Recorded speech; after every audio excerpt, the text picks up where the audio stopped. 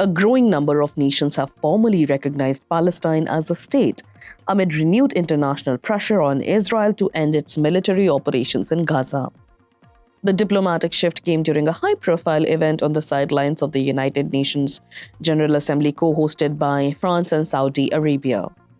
At a conference led by both nations on Monday, French President Emmanuel Macron said, "One solution exists to break the cycle of war and destruction.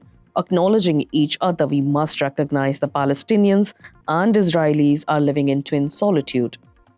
Nothing justifies the ongoing war in Gaza." Saudi Foreign Minister Faisal bin Farhan, reading a message from Crown Prince Mohammed bin Salman, reaffirmed Saudi Arabia's long-standing recognition of Palestine, joining many Arab and Muslim majority countries in support of Palestinian statehood. Both Israel and US boycotted this development. In recent days, several nations, including the United Kingdom, Canada, Australia, Portugal, Monaco, Luxembourg, and Malta, have formally recognized Palestine. Notably, India was one of the earliest countries to recognize Palestine. These recognitions are separate from the forthcoming United Nations General Assembly sessions, where international leaders, including US President Donald Trump and Israeli Prime Minister Benjamin Netanyahu, are expected to address the conflict. Trump will likely speak today, and Netanyahu is expected to speak on Friday.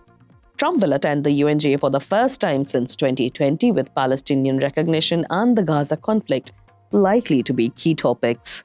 Netanyahu is scheduled to speak on Friday and has declared there will be no Palestinian state, describing the recent recognitions as an attempt to impose terror state in the heart of a land.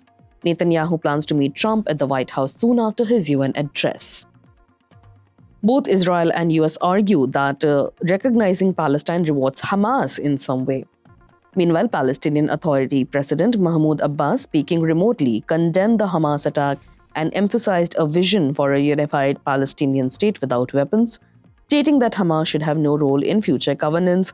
The reason he had to speak virtually was because the US denied visa for his entry. Meanwhile, the humanitarian crisis in Gaza worsens. The Gaza Health Ministry has warned that hospitals face shutdowns within days due to critical fuel shortages.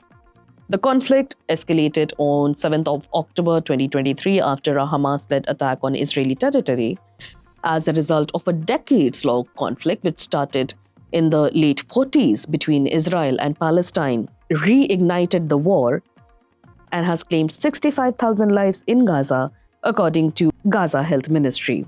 And UN monitors have declared famine conditions in parts of the territory amid an Israeli blockade. Israel has vowed for annexation of Gaza.